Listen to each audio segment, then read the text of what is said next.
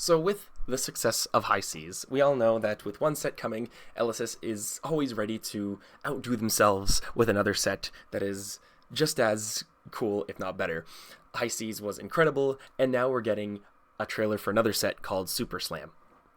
I've seen a little bit of it, but I want to kind of go through the trailer a little bit, give some thoughts on some things that I'm seeing, which I'm personally kind of excited for. But let's see here.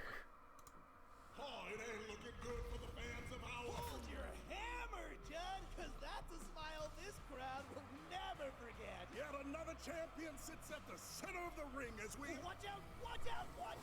Well, folks, you may not Going back to like the heavy hitters vibes of like the arena and kind of thing. That's outside interference. And a damn good show, Dax. Because look who's up next, and he's smelling blood already. That brute is no stranger. So okay, we got KO underhanded cheat. Okay, I like that they're bringing back KO again, which is awesome. We love KO. He's awesome. The first thing I noticed was the first line. You start the game with one weapon zone. Now that might not seem like nothing. That seems like KO's like thing based on the first KO. But what's interesting is in the original KO, the text was you have one weapon zone. Now that might not seem like a big difference, but the fact it's specifying you start the game with it, I'm immediately thinking, is there going to be ways to get more weapon zones? Are we going to be able to like equip different brute weapons? Are we going to be able to like maybe like get Mandible Claw, but then like lose it and like equip something else, or like equip 2 at a point or something like that? I think that would be really cool. I think that'd be really interesting to see. The instant is pitch 4, tap, target attack action card you control has 6 base. Really cool. This is doing more to widen the brute card pool than KO did originally. KO just gave everything +1, but this is basically saying, hey, any attack you play, you can give 6 base. So I'm immediately thinking of like, you know, cards like other generics like Scar for Scar. I know there was a lot of brute cards in Dynasty that were just generally unused because they didn't have 6 power, but they also didn't have 5 power, so not even KO could use them. So I'm thinking, could this new KO allow for those to be used and allow for a more flexible brute plan rather than shove a bunch of 6s, wild ride pulping, go for it? I think that would be, you know, this might really change the brute strategy even more. And then whenever the crowd boos you, create a vigor token. I like this. I like the booing and cheering mechanics. I'm a very flamboyant person, so I'm into the theatrics. I dig it. But I like that. I find it interesting that they're giving him vigor tokens and not might tokens now. So it seems like they're trying to mimic the feel of KO, but still try to change it instead of just giving might tokens. He's also a reviled brute hero, another subtype. I really like what LSS is doing with the subtypes. I have like another bigger essay planned on this, but it seems like they're trying to step away more from just generics and try to put stuff more into subtypes. So it's like, I don't really want to play any of the reviled or, you know, what's the other term? The other term, I don't want to play these new heroes, for example. I don't have to buy into any of the cards. Like, there's no cards that you're going to need for every deck. It's just, do you want to play into it? You buy into it, that kind of thing. So I'm liking this already a lot. Rightly so. KO rips through his competition, and we all remember what happened last season. Oh, he killed a lot of people. He sure did. Oh, I really did find out who unlocked that cage. There's the bumbling big boy. It's Tough Nut. Just why? Tough Nut. It sure is easy loving that jolly green mug. Honestly, I'm not. So this is Tough Nut, Bumbling Hulkster. Instant, pitch the top card of your deck. If it has 6 or more power, the crowd cheers you. Whenever the crowd cheers you, create a toughness token. So what's interesting here is he has 3 intellect, 40 life, and he's a revered brute hero. I like this a lot. I like the experimentation with the intellect changes because you do functionally get an extra card. You can pitch the top card of your deck, which is good. And toughness tokens, that's a new thing we're seeing. I've heard people say that they think it's similar to embodiment. I'm almost thinking like maybe it's just gonna be like a way to get an extra 3 block. Like I'm thinking it might be like an ephemeral, like I don't know, like a crack ball, but like something ephemeral you can break and put in your hand and then just like block with it to kind of like make up for the loss of intellect. That's my immediate thought, because I can't imagine LSS basically remaking embodiment tokens and changing almost nothing. I can picture that being like pop it, create an ephemeral block thing in your hand and then block. But like maybe like a once per turn kind of thing. but also kind of like making it targetable, because I know there's some aura hate. So if it's like an instant aura, you can pop, create a 3-block. I think that would be pretty neat. Again, I like that you can feel that Tough Nut and KO have very different styles of play. KO seems like he's going to have more of a flexible card pool, but Tough Nut's still going to, stick with that, like those classic brute 6 power attacks, which, I'm all for. I like the difference in play styles there. Not even sure why he's in there, Judd. And I don't think he knows either. Not a thought behind those eyes. Wait, what's this? No way! Now that's what I call. Also liking the little allies here. They're really cute.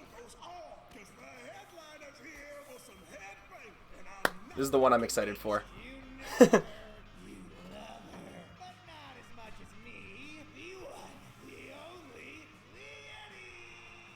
So Pleiades Superstar. She's a revered guardian hero, 4 intellect, 4 life, instant, remove a suspense counter from an aura you control. You may put a suspense counter on an aura of suspense you control. Whenever the crowd cheers you, create a confidence token. So I would just like to point out, we're getting this basically right after Guardian Mastery Pack. So Guardians are not only going to be supercharged with a Mastery Pack, but immediately after are getting another set to boost them even more. I have no doubt that at least that these Guardians are going to be like just so supercharged and so much fun to play. I am dusting off my old Tectonic Platings, my old Spinal Crushes, my old everything to go back into Guardian after not touching it since Bravo was playable. Jesus Christ. But yeah, no, I'm really digging her aesthetic. Like, she just looks so cool. That is very cool in terms of aesthetic and design. Suspense counter, it looks like we haven't learned much about what suspense does, but I am all for a more aura focused Guardian. I am in support of that. I like that. No one gets the crowd jumping like our revered superstar here. The suspense is killing me. Plus Armory deck Pleiades. I like this trend of releasing an Armory deck alongside a new set. I think that is really good. I think it's a way of making it easier for newer players to get in the game. Because if you're a new player, you buy the Armory deck, and it's like, oh, what pack should I buy? Okay, just get the newest ones, you're fine. And what I find often is the more experienced players will open a lot of the packs and will always have like a bunch of extra Majestics for the characters they don't want to play. So if you're a newer player, and you're like, oh, I'm going to pick up the Pleiades deck, and then you have a bunch of players who've been playing for a while, maybe there's one person who has like a bunch of Majestics for her who doesn't want to play her, and they're immediately like, okay, here you go, you can start building her right away. I think this is a really, really good way of helping newer players get into the game right away, because we always talk about budget upgrades, but then there's like, right there, that there's always going to be people with at least more bulk to maybe change up the deck a little bit or improve the deck a little bit with even commons and rares at the very least, which really, really, really good idea. And you're not the only one. Down goes the mighty Quick Drake. You think she'd sign my mic? Not a chance. Folks, thank y'all for joining us as we sign off. Enjoying the show. Oh. So, let's I keep thinking the guy's Victor Goldmain. This is not Victor Goldmain. There's only one champion of this ring, long may he reign, and the name's Goldmane. You see, the bookie and I have reached Lyeth Goldmain, Vile Savant. So we're getting more Goldmain lore, Goldmain characters. I think it's really interesting, really cool. So he's 5 intellect, 40 life. 5 intellect is cracked. That is crazy. But I figured if it is going to be on any hero, it's going to be on a Guardian. Guardians aren't really good at utilizing their full hand, which totally okay. So the base power and defense of cards you control are halved, rounded up. Now this was something that was pointed out by a certain judge friend of mine. Cards in your hand don't technically count as cards you control until you actually use them. So cards like Rouse the Ancients become incredibly cracked. Apparently, I might be wrong. That's just what a judge friend told me. So if you play this and you reveal the card in your hand, it's unaffected by the base halving. To my understanding, I could be wrong on that. Don't quote me. But even then, 5 intellect is insane. You can pitch 2 to tap. The crowd boos you. Defending action cards you control get +1 this turn. Whenever the crowd boos you, create a might token. So, really interesting. Really, really interesting. Pitching 2 to, it's already I don't know, it just seems really cool to be able to basically get the value back from losing the base of the cards, which is, interesting. And then creating might tokens, which is interesting because, I could definitely see this being very much abused very easily. CNC for 7 is already very annoying, so being able to basically just go instant, pitch 2, like if your opponent just passes, you could just go instant, pitch 2, create a might, swing CNC for 7. It's basically functionally turning 2 resources into, at the very least, 1 power, which I can definitely see not only defensively but also offensively being very, very strong. If you're in a winning place as a Guardian, there are so many games where you can just kind of start losing tempo because you can't really fully utilize your 5-card hands, your 4 or 5-card hands, apart from just, sending a big attack and maybe arsenaling something and maybe IPing yourself a little bit. But here, if you're in a winning position, your opponent has to block out and they just pass, you can, before they end, declare the instant, tap, create the might, and actually get more value out of your full hand, which I think is already really, really, really good. Show me someone who I also like this hammer weapon. That looks sick. You heard the dwarf. It's time for a Super Slam!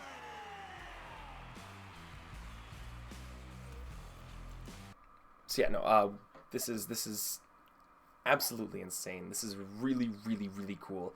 I really like the whole, revered and, what was the other term? I've already forgot it. It was revered and reviled aesthetic going on. You got the good guys and the bad guys, kind of like the opposite teams kind of thing.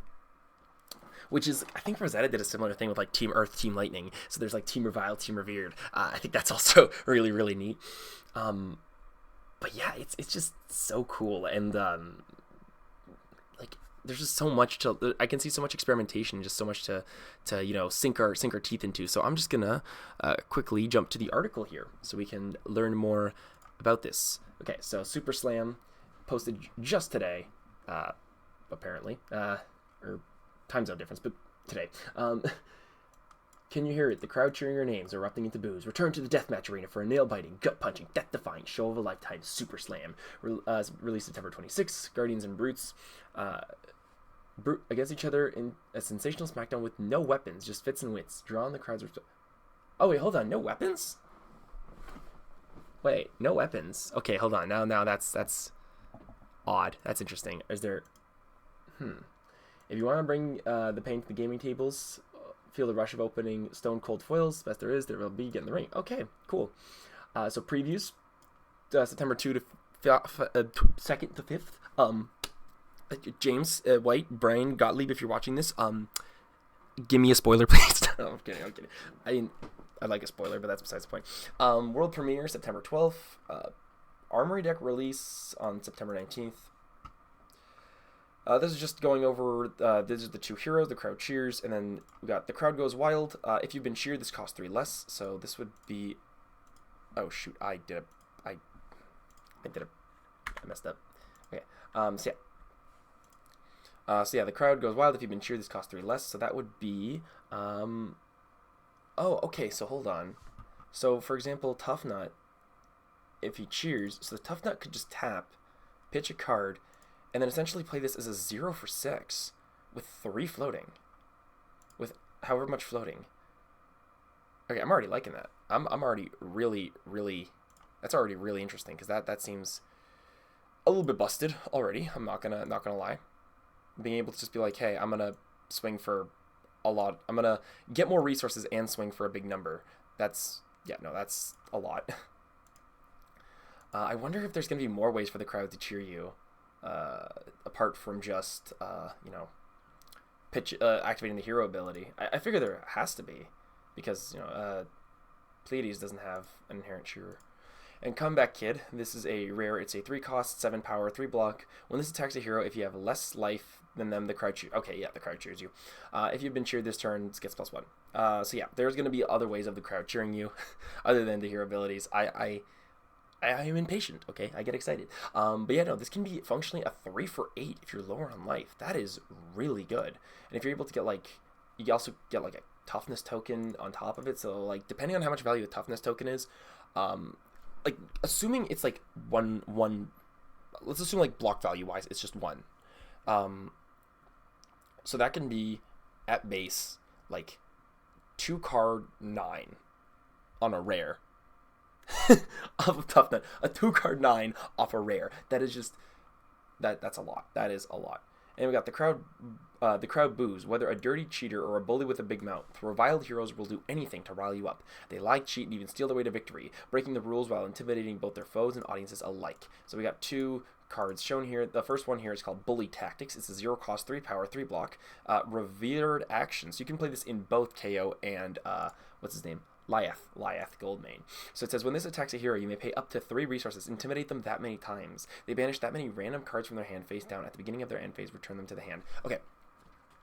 So this is really good. Being able to say, play this, pitch 3, intimidate 3 cards from your hand is a lot. I'm glad this is only reviled. Could you imagine this in like Rhinar? Like, I couldn't. But my thought here is, because we have stuff like Sea Legs, because we have ways of getting Gold Kiss Rums, is there a consistent, if there's a consistent way to give this go again, I could just like imagine just the insane amount of value this could get, even with something like Snapdragon Scalers, because this is 0 cost. If you like play this, pitch 3, go Snapdragons, give it go again, and then swing another big attack, no matter what it is, like that's, oh my god. Oh my god. Or not, if it's Brute, you could play like Scabskins. Like, you can roll Scabskins, play this, intimidate 3, do another big swing, and just leak through a bunch of damage. Or like even close out a game like that. Like that's like, imagine, like this late game could be just nuts. Absolutely nuts. And the other one is Mocking Blow. 0 cost, 1 power, 3 block. When this attacks a hero, if you have more life than them, the crowd boos you. If you have been booed this turn, this gets +4. So basically what I'm seeing so far is the revered heroes get benefits from being behind, and the reviled heroes get benefits from being ahead, because, you know, they're being booed and then benefits from that, which I think is going to make a very interesting dynamic, no matter who you're facing. Because if you're going like reviled versus revered, as reviled gets stronger, revered is going to get more benefits from, you know, being lower and being behind. But if it's like a mirror, if you're like revered versus revered, you both want to be at higher life, so it's going to be a lot more of a different game than revered and reviled. My tongue is being destroyed saying this 100 times. Okay, super surprises coming out of retirement for one night only. Super rares, with 40 different super rare signature moves being brought into the ring. Super Slam is packed full of exciting, explosive gameplay options for sealed deck and booster draft. Okay, so we're getting super rares back, but it seems as though these are going to be like, taking this fully literally, that it's going to be signature moves. It seems as though they're going to be cards that are more specifically just for like specific moves for the characters, like similar to what we're seeing here. I could be wrong, but I can't imagine them bringing back super rares for no reason that's not connected to the set. So I assume it's just going to be cards related directly to the characters. So let's just open these up quickly and just go through them one at a time. So first we got Thespian Charm. Choose any number. You can destroy a Might or Vigor token. The crowd cheers you, or return an aura permanent you control to the owner's hand, which is awesome. So yeah, interesting that you can bounce the aura permanents, because we know she deals with auras, so I guess we have to wait and see what the auras are actually. And then the crowd, yeah, instant speed crowd cheers you is good, and then destroy Might or Vigor token. Numbskull's Charm, you can destroy a Confidence or Might token. The crowd cheers you. Pitch the top of your deck if it has 6 or more resources, or 6 or more power, create a Vigor token. Basically just being able to get more resources, which is awesome. So it seems as though Tough Nut is like trading extra cards, but just to get like more resources, which is interesting. So instead of just being able to block, you're committing more resources just to resources, which is, I think it's pretty cool. That's a pretty interesting mechanic. Liar's Charm, that is some really cool art. I gotta find like high quality art of that and just like use that as a wallpaper or something. So choose any number. Steal a Toughness or Vigor token. The crowd boos you. Target hero loses and can't gain abilities this action phase unless they discard a card. So, hold on. You can just turn off your own abilities. You can just play this, say target me.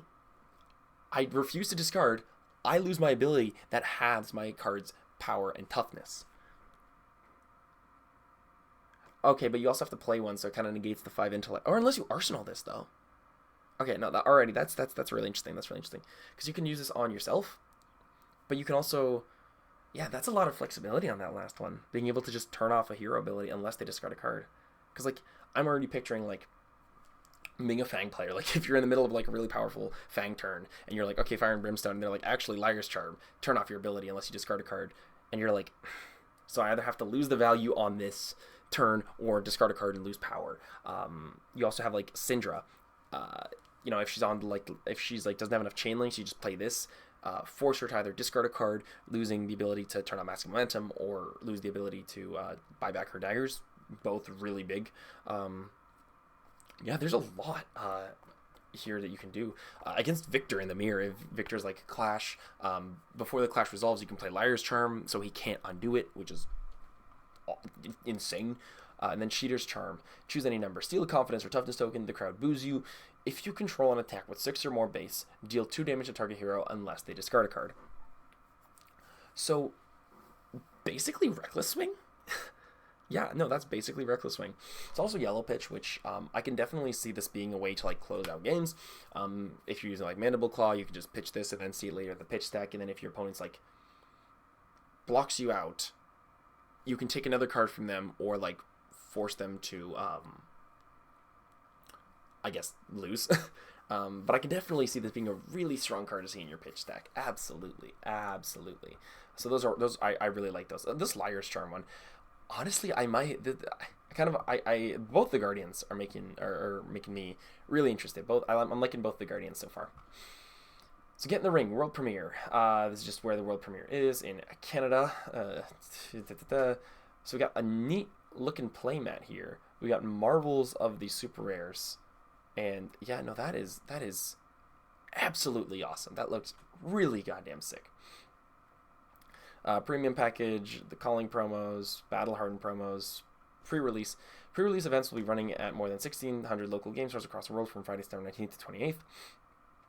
Entering the ring for the first time, weighing 11 ounces, we are thrilled to announce to pre-release kit box. Play at an in-store pre-release event or purchase a kit and play with your friends and family at the comfort of your own home.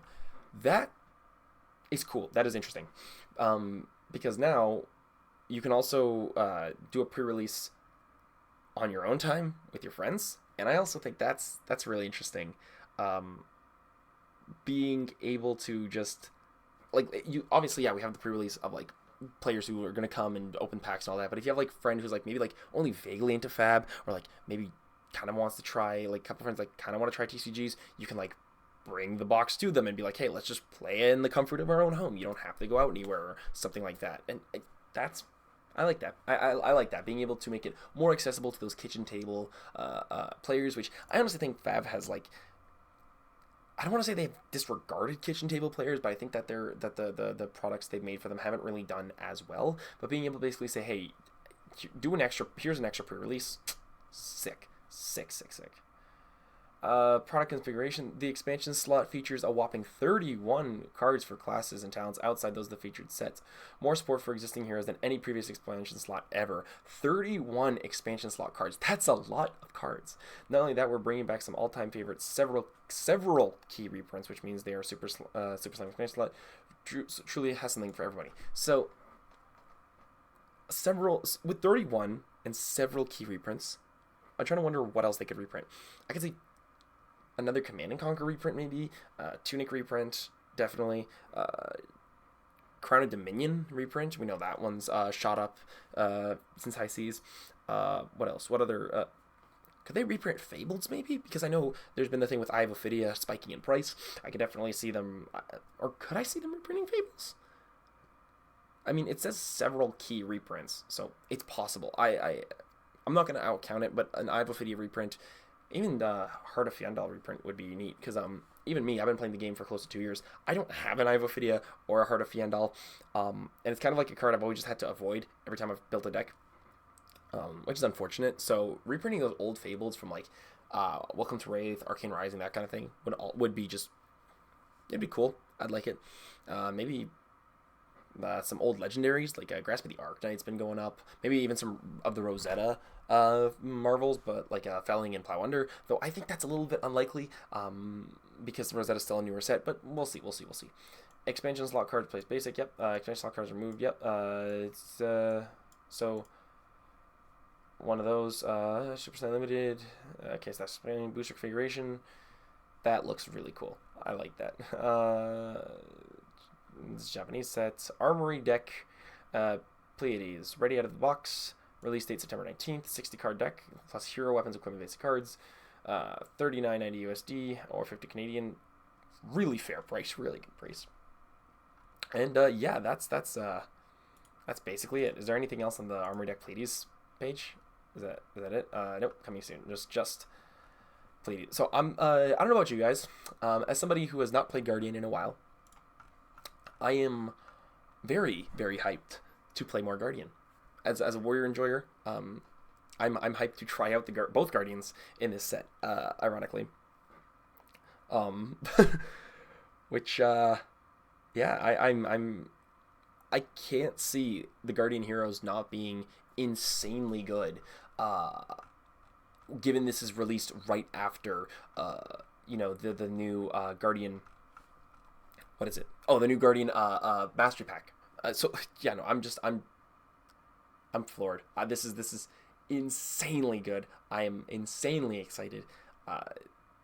I'm really appreciating all the effort into just the pure aesthetics that LSS puts in, compared to like some other TCGs I see. Is like their dedication to making the aesthetics and every spoiler season feel really good is awesome. Like I am so excited for this set. It seems so cool. And also none of the heroes, from what I see, like one thing I remember with MST is we saw the heroes and like Zen and New immediately seemed completely broken. The heroes seem good, but none of them seem like, oh my god, this is miserable to play against. They all seem like interesting, but fair so far. So what do you guys think? Are you guys interested in this set? Do you guys think it's cool and exciting? Am I, just full of it? What do you guys think? Let me know.